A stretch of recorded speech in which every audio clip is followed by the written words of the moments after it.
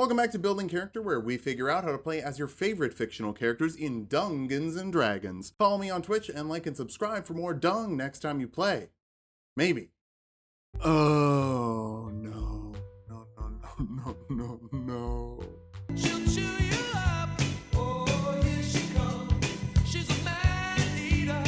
Hey, please subscribe. We make a lot of Elden Ring stuff, and if you're playing the Dung Eater in someone's game, don't tell them I showed you how, okay? Let's start off with our goals for this build. First, we need to shout it out loud, with a shriek that makes our enemies worse at fighting. Next, we need the Omen Baron, a spew of nasty yellow pus bubbles that deal holy damage for some reason. Finally, we'll get a sword that bleeds. Not every hit is gonna do more damage, but some are gonna freaking explode. For stats, we'll be using the standard point buy from the player's handbook. Roll for stats if you want, just keep your multi-classing minimums in mind. Strength and wisdom at 15. Dung Eater wears big armor and uses holy damage. Somehow, he seems anti-holy. Is there a class for that? Constitution up at 14. His name is the Dung Eater. Immune system has to be off the charts. Intelligence at 10. You know religion of the land, at least you know it well enough to defile it. Dexterity and charisma down at 8. Physical and conversational subtlety aren't your strong suits. Your strong suit is made out of murdered people. Don't bring that up when you introduce yourself.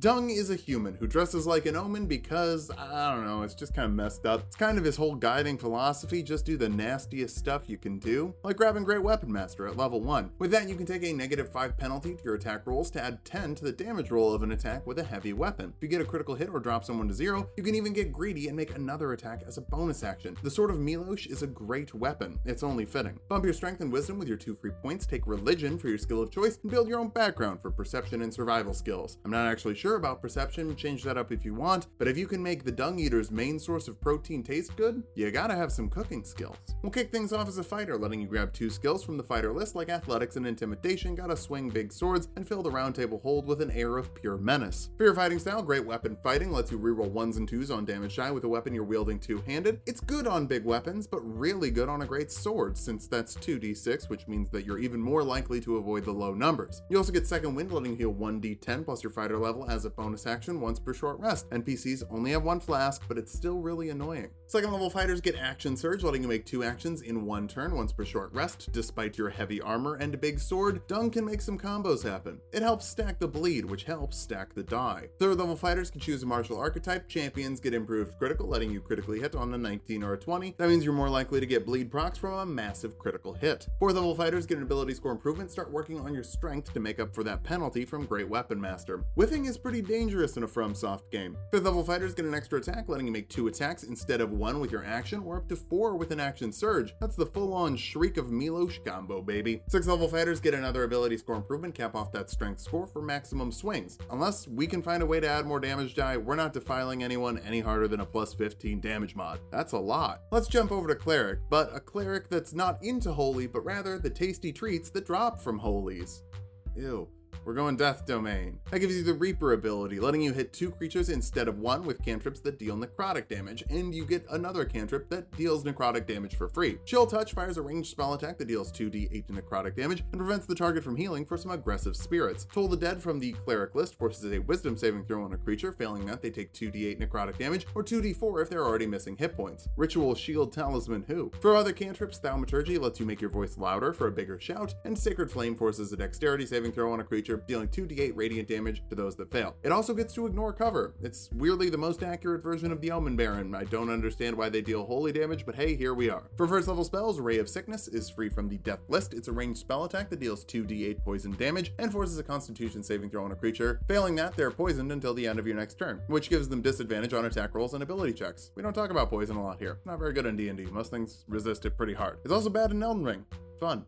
False Life is also on the death list, giving you 1d4 plus 4 temporary HP for an hour. No concentration required. If you have extra spell slots, just give yourself another hit die. Bane is the true Shriek of Milosh, forcing a charisma saving throw on 3 creatures, forcing them to subtract a d4 from their attack rolls and saving throws for the next minute, depending on your concentration if they fail. Pairs really well with dummy thick armor that's hard to hit, and cantrips that require saving throws. Second level clerics get 2 options for a channel of divinity, one from just being a cleric and one from your domain. Turn Turn Undead is the Cleric one, forcing a wisdom saving throw on undead creatures and forcing them to dash away if they fail. Tell the Tarnished your name is the Dung Eater and that you want to defile their corpse. It would make me run. Death Clerics get Touch of Death, letting you add 5 plus twice your cleric level in necrotic damage to a weapon attack. Currently, that's a modifier of 24 with Great Weapon Master. That's just the modifiers, no dice are rolled yet. Yikes. Third level clerics can learn second level spells. We don't need that many, but from the death list, Ray of Enfeeblement is a ranged spell attack that doesn't deal damage. Instead, it makes the target deal half damage with strength-based attacks for up to a minute, depending on your concentration, or if they can make a constitution saving throw. It's honestly not all that good, but it's a debuff option, and Dung is all about ruining other people. Fourth level clerics get another ability score improvement. Start working on your wisdom score for harder to avoid Omen Baron Blast and harder to resist Shriek debuffs.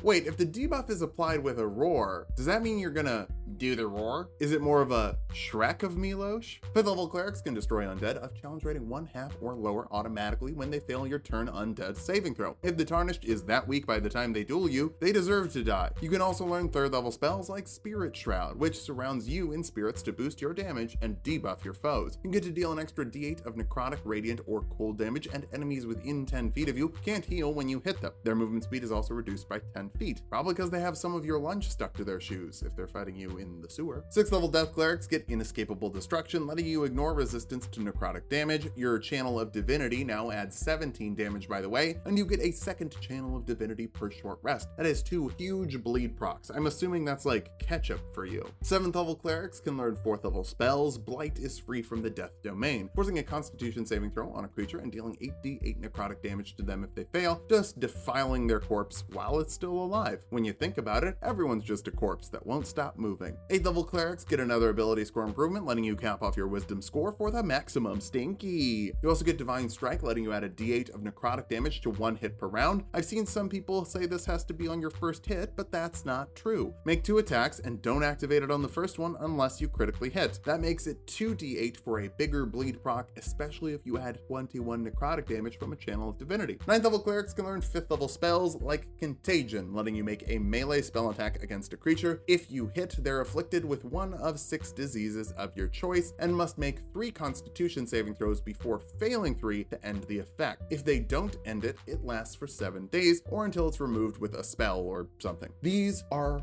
brutal debuffs. Blinding Sickness gives them disadvantage on wisdom checks and saves and blinds them. Filth Fever gives them disadvantage on strength checks, saves, and strength-based attack rolls. Flesh Rot gives them disadvantage on charisma checks and vulnerability to all damage. It doesn't matter if they're normally immune. Now they take double damage and you can still crit. We're gonna talk about that in the pros section, but put a pin in that. Mindfire gives them disadvantage on intelligence checks and saves and puts them under the effect of confusion during combat. A Seizure gives them disadvantage on dexterity checks, saves, and attack rolls using dex, and Slimy Doom gives them disadvantage on constitution checks and saves, and if they take damage, they're stunned until the end of their next turn. That one is comically busted, since it gives them disadvantage on the saving throw they need to end this effect early, and if you can hit them, they don't get to act on their turn and automatically fail any strength or dexterity saving throws until the end of their next turn. So you could chain them with Sacred Flame and they just can't move. Womp womp. In a solo fight, this is the power of a 9th level spell. It is